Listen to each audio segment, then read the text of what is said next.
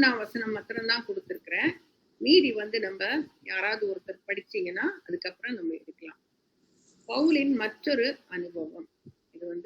இது 23ஆம் அதிகாரத்துல 11 வசனத்திலிருந்து 35 வசனம் வரைக்கும் இன்னைக்கு படிக்க போகிறோம். சரி, இதுக்கு முந்தின காரியம் என்னன்னு உங்களுக்கு எல்லாம் தெரியும், நான் திருப்பி சொல்ல போறேன். 11ஆம் அதிகாரத்துல பவுல் ஒரு பயங்கரமான சூழ்நிலையை சந்தித்து கொண்டிருக்கும் போது அன்று ராத்திரியிலே கர்த்தர் பவுலின் அருகே நின்று, பவுலே திடன்கொள், நீ என்னை குறித்து எருசலேமிலே சாட்சி கொடுத்தது போல ரோமாவிலும் சாட்சி கொடுக்க வேண்டும் என்றார். உங்களுக்கு எல்லாருக்கும் தெரியும்,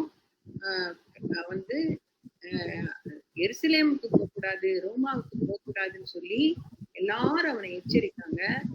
ஆனாலும் கூட அவன் அதெல்லாம் கேட்கல. அகபூன்ற தீர்க்கதரிசி கூட சொன்னாரு, அப்பவும் கேட்கல. அதனால ஆனா ஆண்டவர் பாருங்க, இந்த நேரத்துல அவனை பாராட்டுறாங்க. அவனுக்கு நல்ல திடன்கொள்ளுன்னு சொல்லி அவனை பலப்படுத்துறாரு. இதற்கு முன்னால கிறிஸ்து பல முறை சவுலை சந்தித்தாரு, அவனை திடப்படுத்தி இருக்கிறாருன்னு நம்ம ஏற்கனவே பார்த்து கொண்டே வந்தோம்.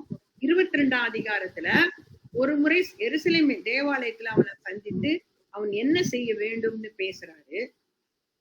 கொரிந்து பட்டணத்துல பவுல் அதைரியமடைந்து அங்கிருந்து வேற எங்காவது போக வேண்டும் என்று எண்ணிய போது இயேசு அவனுக்கு தரிசனமாகி அங்கே இருக்கும்படி உற்சாகம் அளித்தார். பாத்தீங்கன்னா ஆண்டவர் அவன் நேரடியா அவரோட பேசிட்டே இருக்காரு, அவன் என்ன செய்யணும், அவனை உற்சாகப்படுத்திட்டே இருக்காரு. இந்த காலகட்டத்துல பவுல் சோர்ந்து இருக்கும் போது இயேசு மறுபடியும் அவனுக்கு தரிசனமாகி அங்கேயே தங்கும்படி கூறினார். நீ அங்கே இரு அப்படின்னு சொல்லி, நீ சாட்சி கொடுக்க வேண்டும், ஒரு அற்புதம் அங்க நான் செய்ய போகிறேன்னு சொல்லி அவனை திடப்படுத்துறாரு. இதற்கு பின்பு புயலில் சிக்கி கொண்ட போதும், அதை நம்ம 27ஆம் அதிகாரத்துல படிப்போம். ரோமாபுரியில் காவலில் இருந்த போதும் அவனுக்கு தரிசனமானார். 2 தீமோத்தேயு 4ஆம் அதிகாரத்துல போட்டிருக்கு. இதே மாதிரிதான் ஆண்டவரும் சொல்லியிருக்காரு, இதோ உலகத்தின் முடிவு பரியந்தம் சகல நாட்களிலும் நான் உங்களோடு கூட இருக்கிறேன் என்று சொல்லியிருக்கிறேன். நம்ம சாதாரணமா எங்கேயாவது போகும்போது ஜெபம் பண்ணிக்கோங்க, ஆண்டவர் என் கூடயே இருக்கணும் அப்படின்னு. அது நம்ம சொன்னாலும் ஜெபிக்கலனாலும் நம்ம மறந்து போனாலும் நம்மளோட கூட இருக்கிறார். ஏன்னா ஆவியானவர் நமக்குள்ள வாசம் பண்றார். நமக்குள்ள அதை மறந்து போயிடுறோம் இல்லையா? இயேசு கிறிஸ்து நம்ம கூட இருக்கணும்னு நினைக்கிறோம். ஆனா இயேசு கிறிஸ்து அல்ல, பரிசுத்த ஆவியானவர் நம்மோட கூட இருக்கிறார். நம்மை விட்டு விலகுவதும் இல்லை, நம்மை கைவிடுவதில்லை. எல்லா சூழ்நிலையிலும் நம்ம கடந்து வருகிற பாதை அவருக்கு தெரியும்.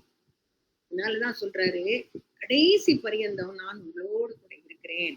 சோர்ந்து போயிருந்த பவுலை உற்சாகப்படுத்த இயேசு விரும்பினார். அதனால அவரை பார்த்து சொல்றாரு, திடன்கொள். இப்ப திடன்கொள்னு சொல்றதுனுடைய அர்த்தம் என்னன்னு பார்த்தா, பயப்படாதே, நான் உன்னோடு கூட இருக்கிறேன். உண்மையாகவே பவுலுக்கு எவ்வளவு பயம் இருந்திருக்கும் இல்லையா? எல்லா கட்டத்திலயும் அவனை கொல்ல பாக்குறாங்க, ஏதோ ஒரு அவன் பேர்ல குற்றம் சுமத்துறாங்க.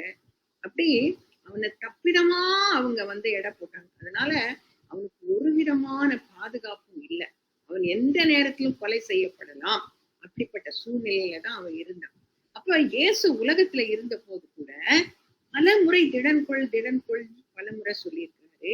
பாத்தீங்கன்னா திமிர்வாதக்காரன் 38 வருஷமா அவன் திமிர்வாதக்காரனா இருந்தவன மத்திய 9ல பாக்குறோம், திடன்கொள் அப்படின்னு சொல்றாரு. 12 வருஷமா பெரும்பாலுள்ள ஸ்திரியை பார்த்து திடன்கொள் அப்படின்னு சொல்றாரு. நீங்க அந்த வசனம் எல்லாம் எடுத்து பாத்தீங்கன்னா நீங்க பாக்கலாம். அவர்கள் சென்று கொண்டிருந்த படகு பெருங்காற்றில் அலை மோதிய போது சீஷர்களிடம் திடன்கொள் என்று சொல்றார். தேவனுடைய பிள்ளைகளாகிய நம்மோடும் அவர் இருப்பதனால் பிரச்சனை நேரங்களில் நம்மிடம் திடன்கொள் என்று கூறுகிறார். இன்றைக்கு ஒவ்வொருத்தரும் எந்த விதமான பிரச்சனைய நம்ம எதிர்கொள்கிறோம்னு நமக்கு தெரியாது இல்லையா? பலவிதமான பிரச்சனை. அந்த பிரச்சனைகள் மத்தியில திடன் கொள்ளுங்கள் சொல்லி நம்மளை உற்சாகப்படுத்துறார். எல்லா சூழ்நிலைகளும் அவன் நம்மோடு கூட இருந்து நம்மை தப்புவிக்க வல்லவர். எல்லா சூழ்நிலைகள், பிரச்சனைகள், போராட்டங்கள், வியாதிகள், வேதனைகள் எல்லாவற்றையும் விட அவர் பெரியவரா இருக்கிறதுனால நம்ம பயப்பட வேண்டிய அவசியமே இல்லை. இந்த வார்த்தை ஒரு பாராட்டுதல், ஒரு என்கரேஜ்மெண்ட்டாக கூட நம்ம எடுத்துக்கொள்ளலாம். ஏன்னா எருசலேமிற்கு பவுல் போனதினால் அவனை கடிந்து கொள்ளவில்லை. எல்லாரும் போக வேண்டாம் போக வேண்டாம்னு சொன்னாலும் அவனுக்கு தெரியும் ஆண்டவருடைய சித்தம் நான் போறதுதான். அதனால நீ போக வேண்டான்னு, நீ போனதுனால நீ அப்படி ஆயிடுச்சுன்னு சொல்லி அவனை கடிந்து கொள்ளல. எருசலேமிலே சாட்சி கொடுத்ததற்காக அவனை பாராட்டினான். அந்த சாட்சி கொடுத்தல, இங்கே இரு, இங்கேயும் உனக்கு பெரிய காரியங்கள் செய்கிறேன்னு சொல்றாரு. எருசலேமில் இருந்த நாட்களில் பவுலின் வாழ்க்கையை பற்றி வாசிக்கும் போது அவனுடைய ஊழியம் தோல்வி அடைந்தது போல தோன்றும். எங்கேயுமே அவனை பேச விடல. பாதி பேசும் போதே பிரச்சனை வந்துருது, தர்க்கம் வந்துருது, குழப்பம் வந்துருது. ஆனா மதவாத யூதர்களுக்கு சுவிசேஷம் அறிவித்ததினால்தான் ஆலோசனை சங்கத்தில் குழப்பம் ஏற்பட்டது. அவனை தவறா புரிஞ்சுக்கிறாங்க. அந்த மதவாத யூதர்கள் பலவிதமாக அவனை பத்தி தவறா புரிஞ்சுக்கிட்டாங்க. நற்செய்தி சொன்ன போது கூட அவங்களுக்கு விளங்கல. இயேசுவோ அவனுடைய ஊழியத்தை பாராட்டினார். இதுதான் மேன்மையான காரியம். உலக மக்கள் நம்மளை பார்த்து பாராட்டலன்னா கூட ஆண்டவர் நம்மை பாராட்டுகிற தேவனாய் இருக்கிறார்.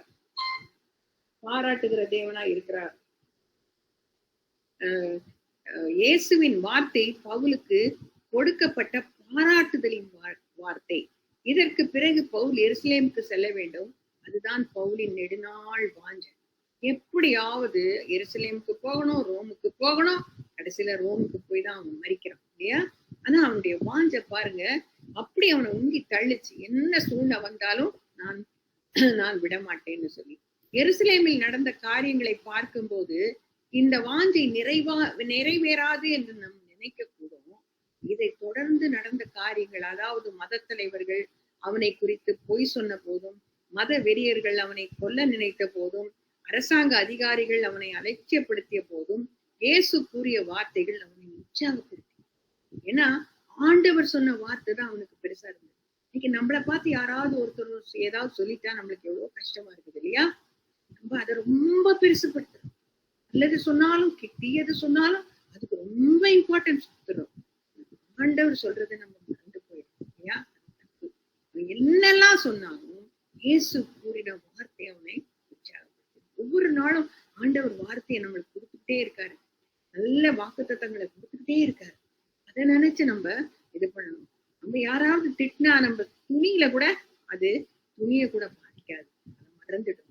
இவைகள் எல்லாவற்றின் மத்தியிலும் தேவன் அவனோடு இருந்து அவருடைய நேர்த்தியான சித்தத்தை நிறைவேற்றி பவுல் ரோமாபுரிக்கு செல்ல உதவினார். சரி, அடுத்தது 23ஆம் அதிகாரத்துல 12 35 வரைக்கும் யாராவது ஒருத்தர் வாசிக்கிறீங்களா இல்ல நான் வாசிக்கணுமா? யாராவது ஒருத்தர் வாசிங்க பாக்கலாம். விடியற் காலமான போது யூதரில் சிலர் ஒருமித்து தாங்கள் பவுலை கொலை செய்யும் அளவும் புசிப்பதும் இல்லை குடிப்பதும் இல்லை என்று சபதம் பண்ணி கொண்டார்கள். இப்படி கட்டுப்பாடு பண்ணி கொண்டவர்கள் 40 பேருக்கு அதிகமாயிருந்தார்கள். அவர்கள் பிரதான ஆசாரியர்களிடத்திலும் மூப்பர்களிடத்திலும் போய், நாங்கள் பவுலை கொலை செய்யும் அளவும் ஒன்றும் புசிப்பதில்லை என்று உறுதியான சபதம் பண்ணி கொண்டோம். ஆனபடியினால் நீங்கள் ஆலோசனை சங்கத்தாரோட கூட போய் அவனுடைய காரியத்தை அதிக திட்டமாய் விசாரிக்க மனதுள்ளவர்கள் போல சேனாதிபதிக்கு காண்பித்து, அவர் நாளைக்கு அவனை உங்களிடத்தில் கூட்டிக் கொண்டு வரும்படி அவரிடத்தில் கேட்பீர்களாக.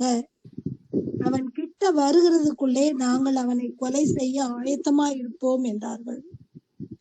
இந்த சற்பனையை பவுலுடைய சகோதரியின் குமாரன் கேள்விப்பட்டு கோட்டைக்குள்ளே போய் பவுலுக்கு அறிவித்தான்.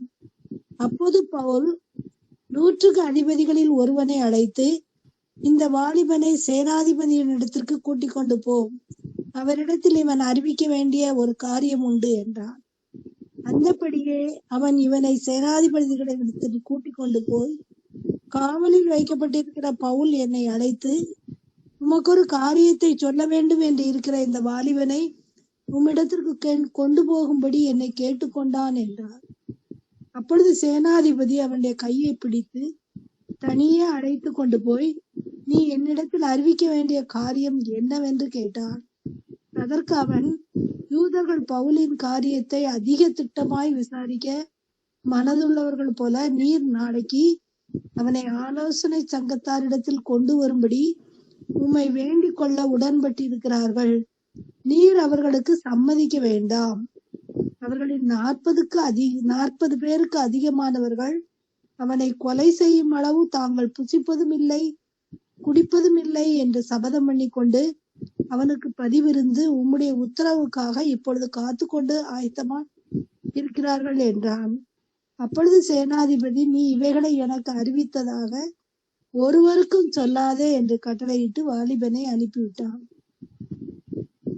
பின்பு அவன் 100 அதிபதிகளில் 2 பேரை அழைத்து செசரியா பட்டணத்திற்கு போகும்படி 200 காலாட்களையும் 70 குதிரை வீரரையும் 200 ஈட்டிக்காரரையும் ராத்திரியில் 3ஆம் மணி வேளையிலே ஆயத்தம் பண்ணுங்கள் என்றும் பவுலை ஏற்றி தேசாதிபதியாகிய பேலிக்ஸினிடத்தில் பத்திரமாய் கொண்டு போகும்படி குதிரைகளை ஆயத்தப்படுத்துங்கள் என்று சொன்னதுமன்றி ஒரு நிருபத்தையும் எழுதினான். அதன் விவரமாவது, கணம் பொருந்திய தேசாதிபதியாகிய பேலிக்ஸ் என்பவருக்கு கிலவுதி லீசியா வாழ்த்துதல் சொல்லி அறிவிக்கிறது என்னவென்றால், இந்த மனுஷனை யூதர் பிடித்து கொலை செய்ய போகிற சமயத்தில் நான் போர் சேவகரோட கூட போய் இவன் ரோமன் என்று அறிந்து இவனை விடுவித்தேன். அவர்கள் இவன் மேல் சாட்டின குற்றத்தை நான் அறிய வேண்டும் என்று இவனை அவர்கள் ஆலோசனை சங்கத்துக்கு முன் கொண்டு போனேன்.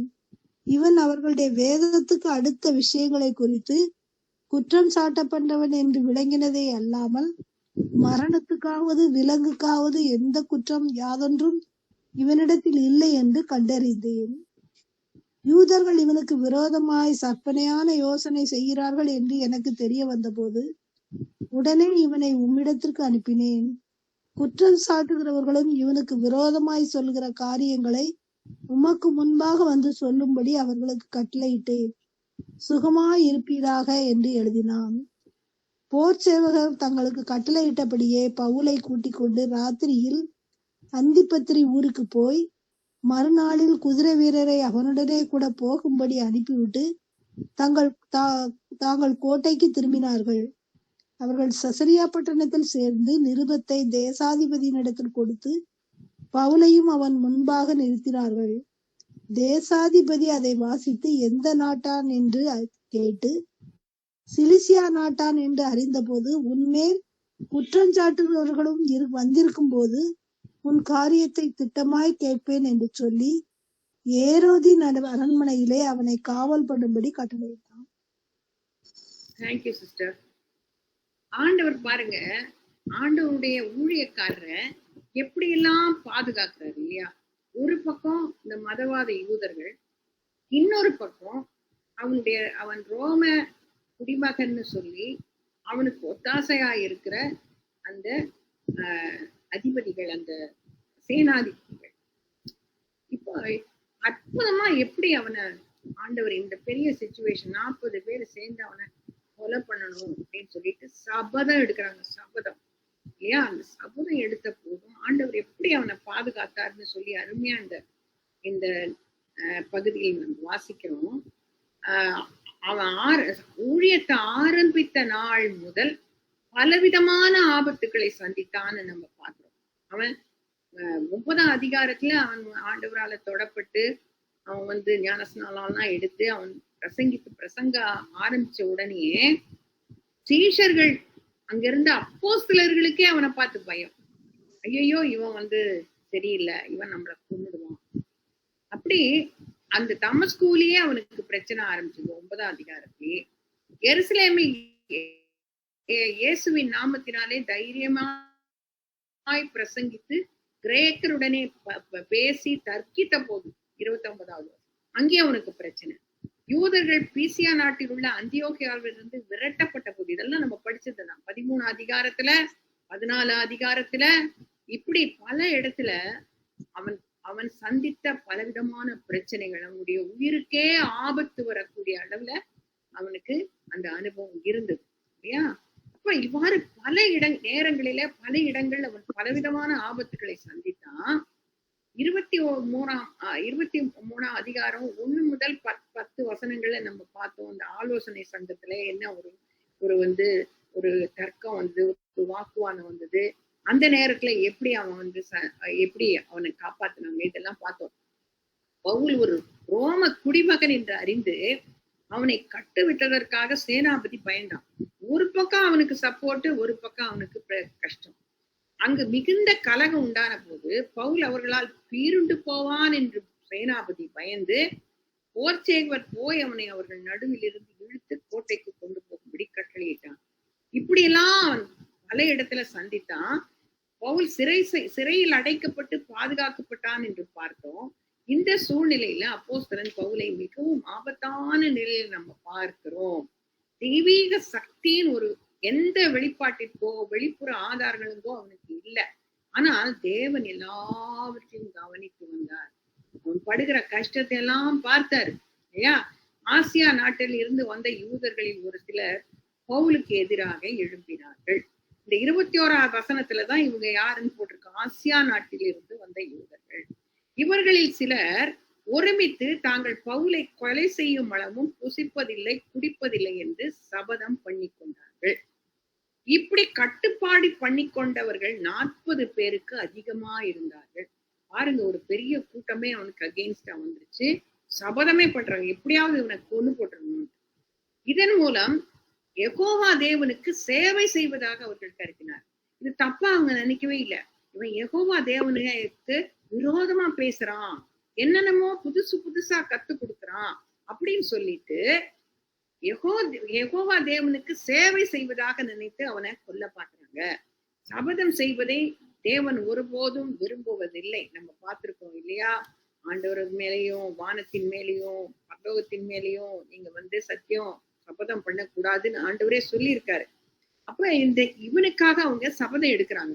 இவர்களுடைய நோக்கம் எல்லாம் இதன் மூலம் பிரதான ஆசாரியர்கள் மற்றும் மூப்பர்களின் கவனத்தை பெற்று பவுலை கொலை செய்யணும். அதுதான் அவங்களுடைய நோக்கம். இந்த 40 தந்திரமான யூதர்கள் இந்த பவுல் இயேசு கிறிஸ்துவின் அப்போஸ்தலன் என்பதையும் உன்னதமான கர்த்தருடைய பரலோகத்திலிருந்து எல்லாவற்றையும் கவனித்துக் கொண்டிருக்கிறார் என்றும் அவங்களுக்கு தெரியல. இவனுக்கு பின்னால ஒரு பெரிய சப்போர்ட் இருக்குது, தெய்வீக சப்போர்ட் இருக்குதுன்னு அவங்களுக்கு தெரியல. அவங்க பெரிய ஒரு சூழ்ச்சி பண்றாங்க, இவனை எப்படியாவது கொல்லணும். பவுலின் மனமாற்றத்தின் போது அவன் துன்பப்படுத்தப்படுவான் என்று ஏற்கனவே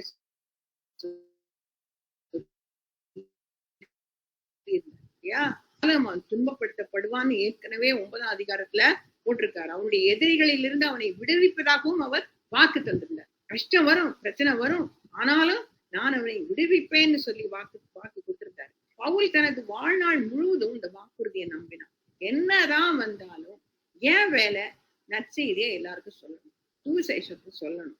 நான் சொல்லலைன்னா அது சொல்றதுக்கு யாருமே இல்லை. அவன் இந்த நற்செய்தியை இந்த சுவிசேஷத்தை அறிந்து கொண்டது போல அந்த பெரிய ஒரு அவனுக்குள்ள இருக்கிற அந்த வெளிச்சம், அந்த என்ன சொல்றது, அந்த அந்த நற்செய்தியை பற்றிய ஒரு விளக்கம் வேற யாருக்கும் இல்லை. வேற யாருக்கும் எந்த சீஷனுக்கும் இல்லை. ஏன்னா இயேசு கிறிஸ்துவே அவனுக்கு சொல்லி கொடுத்திருக்கிறாரு. அரேபியாவுக்கு கூட்டிட்டு போய் சொல்லி கொடுத்திருக்கிறாரு.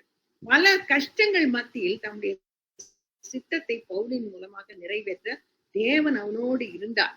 இன்றைக்கு பவுல் எழுதலைன்னா நம்மளுக்கு இந்த நிரூபங்களே கிடையாது இல்லையா? ஏதோ 4 சுவிசேஷம் தான் இருந்திருக்கும் இல்லையா? ஒரு யோவான் எழுதின காரியம், பேதுரு எழுதின காரியம், அவ்வளவுதான் இருந்திருக்குமே ஒழிய ரட்சிப்புனா என்ன, பரிசுத்த ஆவியாருடைய அபிஷேகம்னா என்ன, ஞானஸ்நானம்னா என்ன, இதெல்லாம் யாருக்குமே இவ்வளவு அழகா போடப்படல. இந்த சதிகாரர்கள் தங்கள் திட்டத்தை பிரதான ஆசாரிகளிடத்திலும் மூப்பரிடத்திலும் போய் நாங்கள் பவுலை கொலை செய்யும் அளவும் ஒன்னும் புசிக்கவும் மாட்டோம் குடிக்கவும் மாட்டோம்னு சபதம் பண்ணியிருக்கோம் சொன்னாங்க. நீங்கள் ஆலோசனை சங்கத்தவர்களுடைய கூட போய் அவனுடைய காரியத்தை அதிக திட்டமாய் விசாரிக்க மனதுள்ளவர்கள் போல சேனாதிபதிக்கு காண்பித்து எப்படி தந்திரமா பண்றாங்க பாருங்க. அவர் நாளைக்கு உங்களிடத்திலே கூட்டிக் கொண்டு வரும்படி அவரிடத்தில் கேட்பீர்களாக. அவன் கிட்ட வருவதற்குள்ளே நாங்கள் அவனை கொலை செய்ய ஆயத்தமா இருக்கோம். சோ கொலை செய்யறதுக்கு எல்லாம் ரெடியா இருக்கிறாங்க. ஆனால் பவுலுக்கு இதை பத்தி ஒண்ணுமே தெரியாது. அவன் பாட்டுக்கு அந்த கோட்டைக்குள்ள இருக்கான். அறிந்து கொள்ள எந்த வழியும் இல்லை. ஆனால் இதை எல்லாவற்றையும் அறிந்த ஒருவர் உண்டு. அவருடைய கண்கள் எல்லாவற்றையும் கவனித்துக் கொண்டிருக்கிறது. தேவனுடைய பாதுகாப்பை பற்றி நாம் தெரிந்து கொள்ளும் போது மனிதர்களின் விவகாரங்களில் எவ்வாறு தேவன் கண்ணுக்கு தெரியாத காரியங்களில் தலையிடுகிறார் என்பதை நாம் புரிந்து கொள்ள முடியும். இன்னைக்கு நம்ம என்ன பிரச்சனை எங்க போனாலும் ஆண்டவர் நம்மளை பார்த்துக்கிட்டே இருக்கார். நமக்காக தூதர்களை நியமித்திருக்கிறார். அதனால நம்ம பயப்பட வேண்டிய அவசியமே இல்லை. ஒண்ணு அவருக்கு விரோதமான காரியத்தை மட்டும் நம்ம செய்யக்கூடாது. இந்த சதிகாரர்கள் இதை ஒன்றும் அறியவில்லை. அவங்க நினைச்சாங்க நாளைக்கு காலி அவ்வளவுதான் நினைச்சாங்க. ஆனால் சிறையில் இருக்கும் பவுலுக்கு ஒரு அற்புதமான வழியில் தெரிய வந்தது. இதுதான் யோசிச்சு பார்க்கவே முடியாது. இது எப்படி வந்தது? பவுலுக்கு ஒரு சகோதரி இருக்கிறான்னு இதுலதான் போட்டிருக்கு. பவுலுக்கு ஒரு குடும்பம் கிடையாது, ஒண்ணும் கிடையாது. எல்லாம் ஆண்டவருக்காக ஊர் ஊரா போக வேண்டியது, ஆண்டவருடைய ஊழியத்தை செய்ய வேண்டியதுதான் நம்ம நினைச்சோம். அந்த இடத்துல பாருங்க, பவுலுக்கு ஒரு சகோதரி அந்த ஊரில் இருந்தாள். இந்த சம்பவம் நேரிடாவிட்டால் நமக்கு இவளை பற்றி தெரிந்திருக்காது. அப்ப சகோதரியின் மகனுக்கு இந்த காரியம் எப்படி தெரிய வந்தது? எப்படி அந்த மகன் அங்க வந்தா? எதுக்காக வந்தா? அவனுக்கு எத்தனை வயசு? ஒண்ணுமே தெரியும். இதுதான் போட்டிருக்கு. சகோதரியின் மகனுக்கு இந்த காரியம் எப்படியோ தெரிய வந்தது. ஒருவேளை அவங்க அந்த சிறைச்சாலைக்கு வந்திருந்தானோ, அந்த கோட்டைக்குள்ள வந்திருந்தானோ, ஒன்னும் தெரியல. பவுல் சிறையில இருந்ததால் இந்த சூழ்ச்சியை ஒரு ரகசியமாக வைக்க வேண்டும் என்று அந்த மதவாதிகளுக்கு தெரியாது இல்லையா? அதிசயமாக அங்க சகோதரியின் மகன் செவிகளில் இந்த செய்தி எப்படியோ எட்டியது. உடனே அவன் என்ன செய்யறான்? தன் மாமனிடம் அழைத்து செல்லும்படி கேட்டான். கத்தி கூச்சல் போடல, எல்லாரையும் கூட்டல, ஒண்ணும் இல்ல. ஐயோ ஆபத்துன்னு சொல்லல, ஒண்ணும் செய்யல. என் மாமனிடத்துல கூட்டி கொண்டு போங்கன்னு சொல்றான். பவுல் இந்த செய்தியை கேள்விப்பட்ட போது பவுல் 100 அதிபதிகளில் ஒருவனை அழைத்து, இந்த வாலிபனை சேனாபதியினிடத்துக்கு கூட்டி கொண்டு போ, அவரிடத்தில் இவன் அறிவிக்க வேண்டிய ஒரு காரியம் உண்டு என்றான். இந்த செய்தியை கேள்விப்பட்ட பவுல் என்ன செய்தான் பாருங்க. நம்மளா இருந்தா ஐயோ இப்படி எல்லாம் ஆயிடுச்சே, இனி என்ன நடக்குமோ தெரியாது அப்படின்னு சொல்லி நம்ம பயந்துருப்போம் இல்லையா? எனக்கு பயமா இருக்கு, தேவன் அற்புதம் செய்வார், எப்படியாவது என்ன ஆபத்துல இருந்து பாதுகாப்பார், நான் முட்டி போட்டு ஜெபம் பண்ண போறேன் அப்படின்னு எல்லாம் சொல்லல. என்ன செய்தான்? உடனே தேவையில்லாத போது தேவன் நமக்கு அற்புதம் செய்வதில்லை. தேவன் நம் பொது அறிவை பயன்படுத்துவார். அதான் காமன் சென்ஸ் இல்லையா? காமன் சென்ஸ பயன்படுத்துவார். எல்லாத்தையும் ஆவியானவர் எல்லாம் கண்ட்ரோல் பண்ணி வச்சிருக்காரு. நம்முடைய காமன் சென்ஸ், பொது அறிவு எங்க இருக்கு? நம்மளுடைய ஆத்மாவில இருக்கு. இந்த ஆத்மா ஆண்டவருக்குள்ள இருக்கும்போது நம்மளுக்கு காமன் சென்ஸ் கொடுப்பாரு. இன்னைக்கு ஏதாவது ஒரு ஆக்சிடென்ட் ஆனா ஒருத்தர் ஏதாவது திருடிட்டு போயிடுவாங்க, இன்னொருத்தர் கூட்டம் போட்டு ஏதாவது பண்ணுவாங்க. ஆனா காமன் சென்ஸ் இருக்கிறவங்க தான் உடனே 108க்கு அவங்க போன் பண்ணுவாங்க. என்ன செய்யணும், எப்படி செய்யணும்னு நம்மளுக்கு ஒரு வழிகாட்டி தான் ஒரு காமன் சென்ஸ். அப்ப இந்த காரியத்தில் குறுக்கிடுவதையோ அல்லது ஏதாவது ஒரு அதிசயமான வழியில் தலையிடுவதையோ செய்ய மாட்டார். கிறிஸ்தவர்களாகிய நம்மில் பலரும் நமது பொது அறிவை பயன்படுத்துவதில்லை. உண்மைதான். உதாரணமாக, நம்ம பசியா இருக்கும் போது உணவு கொண்டு வந்து ஆண்டவர் வச்சாருன்னா அவரை ஊட்டுவார் இல்ல, நம்ம தான் எடுத்து சாப்பிடணும். அது போல கடினமான சூழ்நிலைகளில இருக்கும் மக்களை ஊக்குவிப்பதற்காக தேவன் இப்பிரபஞ்சத்தை தலைகீழாக மாற்ற மாட்டார். எல்லாம் சில காரியங்கள் நம்ம தான் செய்யணும். நாம் பொது அறிவை பயன்படுத்த வேண்டும் என்று அவர் எதிர்பார்க்கிறார். பவுல் தன் அறிவை உபயோகித்து 100 அதிபதிகளில் ஒருவனை அழைத்து தன் சகோதரியின் மகனை சேனாபதியினிடத்துக்கு அனுப்பினார். எல்லாம் இந்த மிலிட்டரி ஆளுங்க தான் பண்றாங்க. அந்த வாலிபன் கொண்டு வந்த செய்தியை சேனாதிபதி கேட்டபோது, நீ இவைகளை எனக்கு அறிவித்ததாக ஒருவருக்கும் சொல்லாதே. ஏன்னா இவங்க பவுலுக்கு ஏதாவது ஆயிடுச்சுன்னா இவங்க தலை உருண்டுரும் இல்லையா? இந்த ரோம குடிமகனுக்கு அவங்க ரொம்ப ரொம்ப ஜாக்கிரதையா வைக்கணும். அவங்களுக்கு எந்த கஷ்டமும் வரக்கூடாது. செத்து போயிட்டானா அவ்வளவுதான். தன்னிடம் இருக்கும் கைதி ஒரு முக்கியமான கைதி என்று சேனாபதிக்கு தெரியும். பவுலை பாதுகாப்பது தன் கடமை என்று அவனுக்கு தெரியும். பவுலின் உயிருக்கு ஏதாவது நேரிட்டால் அவனுடைய தலை உருளும் என்று அவனுக்கு தெரியும். அப்ப அது பத்திரமா போய் நீ யார்ட்டையும் சொல்லாத, நீ போயிடுன்னு சொல்றான். அதனால் உடனே அவன் 100 அதிபதிகள் 2 பேரை அழைத்து என்ன செய்யறான் பாருங்க. செசரியா பட்டணத்துக்கு போகும்படி ஒரு ஆளுக்காக 200 காலாட்படை, 70 குதிரை வீரர், 200 ஈட்டிக்காரர், ஒரு ஆளுக்காக எவ்வளவு பெரிய பந்தோபஸ்து பாருங்க. இன்னைக்கு பெரிய பெரிய ரவுடிஸ் எல்லாம் இருக்காங்க, அவங்களுக்கு எல்லாம் இந்த இந்த பந்தோபஸ்து இருக்குதா? அவங்க என்னென்னமோ பண்ணிடுறாங்க. ஆனா ஒரு ஒரு சாதாரண ஒரு மனுஷன், ஒரு ஊழியக்காரனுக்கு ஆண்டவர் பாருங்க எப்படி நடத்துறாரு. ராத்திரியில 3ஆம் மணி வேளையிலே ஆயத்தம் பண்ணுங்கள் என்று கட்டளையிட்டான். ரெடி பண்ணுங்க. இந்த ஏற்பாடுகள் முழுவதும் பவுலை பாதுகாப்பதற்காகவே. அவனை எவ்வாறு பாதுகாக்க வேண்டும் என்று தேவனுக்கு தெரியும். தேவனுடைய வழிகள் அற்புதமானது. ஒருவேளை தேவதூதர்களை பவுலுக்காக அனுப்பியிருக்கலாம் இல்லையா? ஆனா அவ்வாறு செய்யாமல் வேறு வழியிலே பவுலை காப்பாற்றினார். இதன் மூலம் சிசரியாவில் உள்ள ஆளுநரிடம் தனக்கு நல்ல ஒரு வாய்ப்பு கிடைக்கும், நல்ல ஒரு பெயர் கிடைக்கும். ஒரு ஒரு ரோம குடிமகனை நீ எவ்வளவு பத்திரமா அனுப்பியிருக்க அப்படின்னு சொல்லி நல்ல பெயர் கிடைக்கும் அப்படின்னு அவன் நினைச்சிருக்கான் இல்லையா? அதனால் பவுலை தேசாதிபதியாகிய பெலிக்ஸின் இடத்திற்கு பத்திரமாய் கொண்டு போகும்படி குதிரைகளை ஆயத்தப்படுத்துங்கள் என்று சொன்னதுமன்றி ஒரு நிரூபத்தையோ ஒரு லெட்டர் அனுப்புறார். கனம் பொருந்திய தேசாதிபதியாகிய பெலிக்ஸ் என்பவருக்கு கிலவுதியா லிசியா வாழ்த்துதல் சொல்லி அறிவிக்கிறது என்னவென்றால் என்று கூறி தன் நிரூபத்தையும் எழுதினான். எதற்காக பவுல் அவரிடம் அனுப்பப்பட்டான் என்றும் எழுதினான் இல்லையா?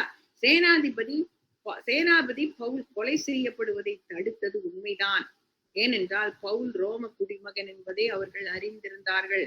முதலில் சேனாபதி பவுலை ஒரு எகிப்தியன் என்று கருதி அவனை வாரினால் அடிப்பிட்டான்னு சொல்லி முதல்ல ஏற்கனவே நம்ம பார்த்தோம். ராத்திரியில பவுலும் காவலர்களும் எருசலேமில் இருந்து 37 மைல் தூரத்தில் உள்ள அந்திப்பத்திரியை போய் சேர்ந்தாங்க. அபாயம் நிறைந்த பகுதிகளை கடந்து விட்டதால் அது வரைக்கும் ரொம்ப அபாயம் இருந்திருக்கும் இல்லையா?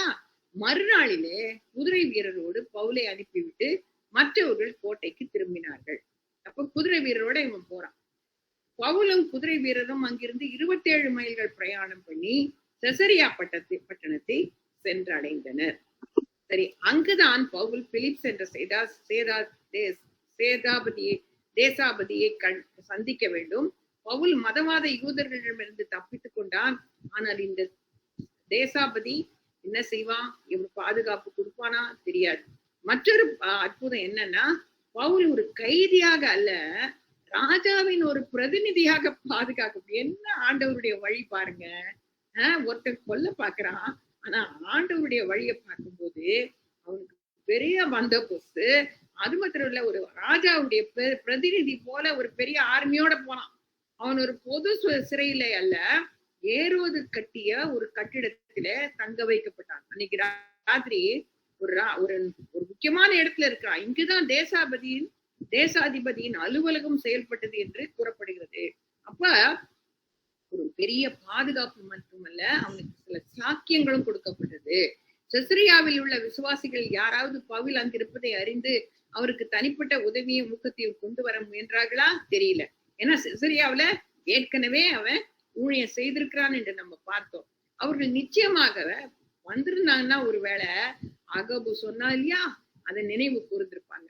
எங்க போகாதன்னு சொன்னாங்கல்ல, அதை நினைவு கூர்ந்திருப்பாங்க. சேனாபதி அனுப்பின நிரூபத்தை தேசாதிபதி வாசித்தான். அவன் அந்த நாட்டை சேர்ந்தவன் என்று கேட்டு, அவன் சிலிசியா நாட்டான் என்று அறிந்த போது, எந்த நாட்டை சேர்ந்தவன் என்று கேட்டு அவன் சிலிசியா நாட்டான் என்று அறிந்த போது, உன்மேல் குற்றம் சாட்டுகிறவர்களும் வந்திருக்கும் போது உன் காரியத்தை திட்டமாய் கேட்பேன் என்று சொல்லி ஏரோதின் அரண்மனையிலே அவனை காவல் பண்ணும்படி கட்டளையிட்டான். தேசாதிபதி எதற்காக இவ்வாறு பேசினான்? ஒருவேளை பவுல் கொல்லப்பட்டிருந்தால் அவர்கள் எல்லாரும் கம்பி எண்ண வேண்டியிருக்கும். அதனால்தான் பவுலை காப்பாற்றியவன் என்று பெயர் எடுக்க அவன் விரும்பினான்.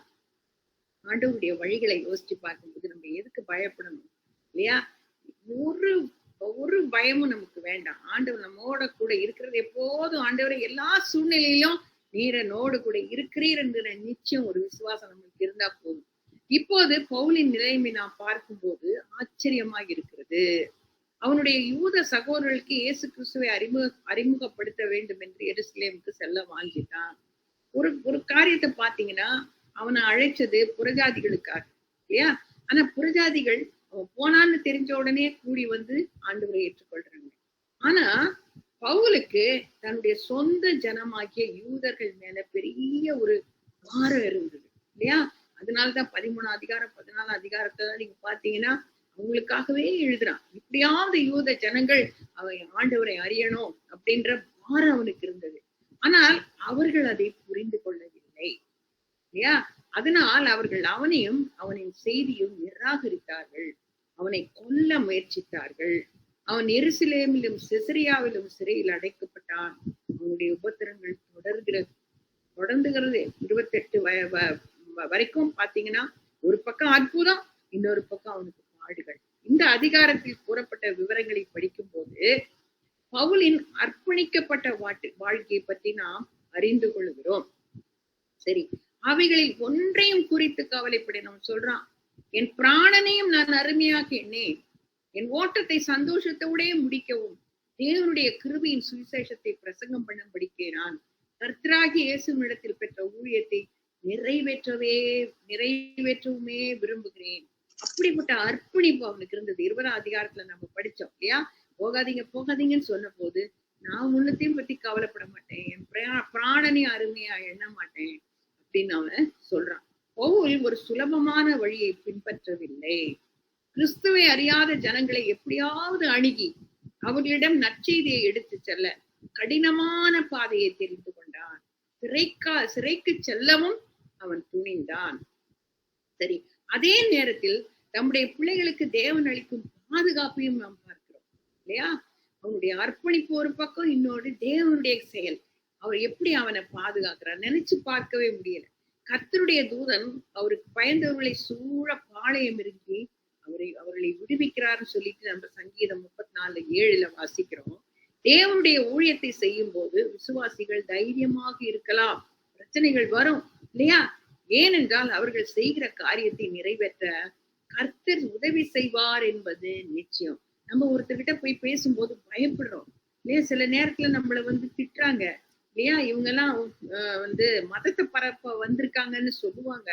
ஆனா கூட நம்ம சொல்ல வேண்டிய விதத்துல சொல்லிக்கிட்டேதான் இருக்கணும். அதுதான் நம்மளுக்கு கொடுக்கப்பட்ட ஒரு பெரிய பொறுப்பு இல்லையா? பவுல் தனியாக இருந்தாலும் உண்மையில் அவன் தனியாக இல்லை. எல்லா சூழ்நிலையிலும் தேவன் அவனோடு இருந்தார். இந்த பகுதியில் கடவுளை பற்றியோ, கர்த்தராகிய இயேசு கிறிஸ்துவை பற்றியோ, ரட்சிப்பின் வழியை பற்றியோ, அவருடைய ரத்தத்தால் கிடைக்கும் மீட்பை பற்றியோ, அல்லது வேதத்தின் எந்த ஒரு பெரிய அற்புதங்களை பற்றியோ குறிப்பிடவில்லை. சரி, அதனால் நாம் இந்த பகுதியை வாசிப்பதனால் நமக்கு என்ன லாபம்? திரும்ப திரும்ப இதுதானே அப்படின்னு நம்ம நினைக்கிறோம். அந்த கேள்வி நமக்குள்ள வரலாம். ஆனால் இது பரிசுத்த வேதாகமத்தின் ஒரு முக்கியமான பகுதி. லூக்கா இதை எழுதும் போது ஒரு திட்டமட்டமான ஒரு நோக்கம் அவருக்கு இருந்திருக்கு இல்லையா? அதனாலதான் இந்த வார்த்தைகள் எல்லாம் ஆண்டவர் பாதுகாத்து வருகிறார். இந்த பைபிளை பத்தி இருக்கிற அந்த ஹிஸ்டரி எல்லாம் படிச்சு பாத்தீங்கன்னா எப்படியெல்லாம் இது சிதைக்கப்பட்டது. ஆனா ஆண்டவர் பாதுகாத்து இன்னைக்கு நம்ம கையில அந்த வேதத்தை கொடுத்திருக்கிறார். தேவன் தம்முடைய பிள்ளைகளை பாதுகாத்துக் கொள்வதை மிகவும் சிறப்பாக இந்த பகுதியில் எழுதப்பட்டுள்ளது. தேவனுடைய பிள்ளைகள் அவருடைய முகத்தை பார்க்கவோ அவரை தரிசிக்கவோ முடியாமல் இருக்கும் போது தேவன் அவர்களுக்கு நெருக்கமா இருக்கிறார். நம்ம நினைக்கிறோம், ஆண்டவரே கைவிட்டுட்டீங்களா, என்ன மறந்துட்டீங்களா, நான் என் ஜெபத்தை கேட்கலையா அப்படின்லாம் நான் நினைக்கிறோம். ஆனா எல்லாவற்றையும் அறிந்தவர் அவர். அவருடைய குரலை கேட்க முடியாத போதும் அவர் அவர்களுக்கு நெருக்கமாகவே இருக்கிறார். தேவன் பெரும்பாலும் திரைக்கு பின்னால் இருக்கிறார். ஆனால் அவர் பின்னால் நடக்கும் எல்லா காட்சிகளையும் சம்பவங்களையும் அறிந்திருக்கிறார். ஒரு சில சூழ்நிலைகளில் தேவன் நம்மை மறந்து விட்டதாக நினைக்கிறோம். நம்மால ஜெபிக்க கூட முடியல, தேவனுடைய வழியையும் நம்மால் புரிந்து கொள்ள முடியல. ஆனால் தேவன் எப்போதும் எல்லா சூழ்நிலையும் நம்மோடு இருக்கிறார். பிரச்சனைகள் நம்மை சூழ்ந்து கொள்ள போது அவர் நமக்கு அளித்த வாக்குறுதிகளை நாம் மறந்து விடுகிறோம். பவுல் மறக்கவே இல்லை. அவர்களுக்காக தமது உடன்படிக்கையை நினைத்து தமது மிகுந்த கிருபையின் மடி மனஸ்தாபப்பட்டு சொல்லி அவர் சங்கீதம் 106:45 நம்ம வாசிக்கிறோம் இல்லையா? அப்ப இந்த யாத்திரை ஆகமத்துல கூட 2ஆம் அதிகாரத்துல ஆண்டவர் ஆபிரகாமுக்கும் ஈசாக்குக்கும் யாக்கோபுக்கும் கொடுத்த வாக்குறுதியை நினைத்தருளினார்னு போட்டிருக்கு. அப்ப அவர் எல்லாவற்றையும் நினைத்து நம்மளுக்கு கொடுக்கிறவர். அவர் சொல்லி வைத்த காரியங்களை நாம் அறிக்கையிடும் போது அவருக்கும் நினைவு வருது. தேவனுடைய ஜனங்கள் அவரை மறந்தாலும் கர்த்தர் அவர்களையும் அவர்களோடு செய்த உடன்படிக்கையும் ஒரு நாளும் மறப்பதில்லை. பவுலின் தைரியத்திற்காக காரணம் என்ன? ஒரு தைரியம் அவனுக்கு எப்படி வந்தது? பவுலே, திடன்கொள், நான் என்னை குறித்து எருசலேமிலே சாட்சி கொடுத்தது போல ரோமாவிலும் சாட்சி கொடுக்க வேண்டும். வசனம் இல்லையா? நீ என்னை குறித்து எருசலேமிலே சாட்சி கொடுத்தது போல. அப்போ 11ஆம் வசனத்துல ஆண்டவர் பேசிட்டாரு. என்ன நடந்தாலும் பரவாயில்லை, நான் அவருக்கு சாட்சியா இருப்பேன் என்று கர்த்தர் அவனுக்கு அளித்ததை பவுல் மறக்கவில்லை. நம்முடைய வாழ்க்கையிலும் நேரிடும் கடுமையான சூழ்நிலையிலும் அவருடைய வார்த்தையை விசுவாசிப்போம், அவருடைய பலனையும் தைரியத்தையும் பெற்றுக்கொள்வோம். சரி, இதுக்கேத்த ஏதாவது ஒரு நல்ல வசனம் இருக்கா? இந்த பகுதிக்கு ஒரு நல்ல வசனம் இருக்கா? இல்லையா? என்ன உதயா? ஹலோ ஆண்டி, சொல்லுங்க ஆண்டி. ஏதாவது வசனம் இருக்காப்பா?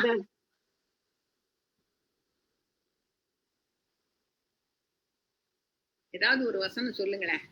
திவ்யா, மத்தை அன்னைக்கு போன வாரம் நீங்க சொன்னீங்களோ அதுதான் சொன்னீங்க. அதாவது உண்மை ஏசியா 26:3 உண்மை உறுதியாய் பற்றி கொண்ட மனதுடையவன் உண்மையை நம்பிக்கபடியா நீர் அவனை பூரண சமாதானத்துடன் காத்துக்கொள்வே. Very good. திவ்யா, அனு, திடன் கொள்ளுங்கள், நான் உலகத்தை ஜெயித்தேன் சொன்னாரே அதுவா ஆண்டி? சரி, திடன் கொள்ளுங்கள், நான் உலகத்தை ஜெயித்தேன். Very good.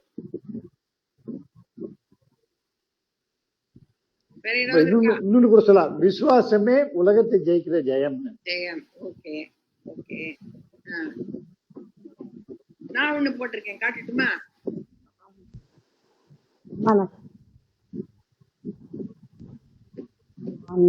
எங்க இருக்குது? வரலையே. ஆதியாகமம் ஆண்டி, ஆதியாகமம் யாக்கோபு கிட்ட சொன்னது 28 இல்லையா? நான் உன்னோடு இருந்து நீ போகிற இடத்தில் இந்த தேசத்துக்கு உன்னை திரும்பி பரப்புவேன். நான் உனக்கு 28:15 கைவிடுவேன். அதே மாதிரி யாக்கோபு செய்தாரா? அவரு செய்தார். அப்ப தேவன் எப்போதும் எல்லா சூழ்நிலையிலும் எல்லா நேரங்களிலும் நம்மோடு கூட இருக்கிறார் என்ற நிச்சயத்தை பெற்றுக்கொள்ளுங்க. விசுவாசத்துல சோர்ந்து போகக்கூடாது, ஜெபத்துல சோர்ந்து போகக்கூடாது. சில நேரத்துல நம்மளுக்கு சோர்வு வரும். ஆனா கூட அந்த நேரத்துல நான் என்ன தெரியுமா பண்ணுவேன்? சில நேரத்துல சோர்வு வரும்போது நல்லா பாட்டு பாடுவேன், நல்லா பாட்டு பாடி ஆண்டவரை துதிப்பேன். அப்ப ஆண்டவருடைய பிரசன்னம் இறங்கி வரும். என்ன வந்தாலும் ஆண்டவர் என்னோட இருக்கிறார் என்கிற தைரியம் நமக்கு வரும்.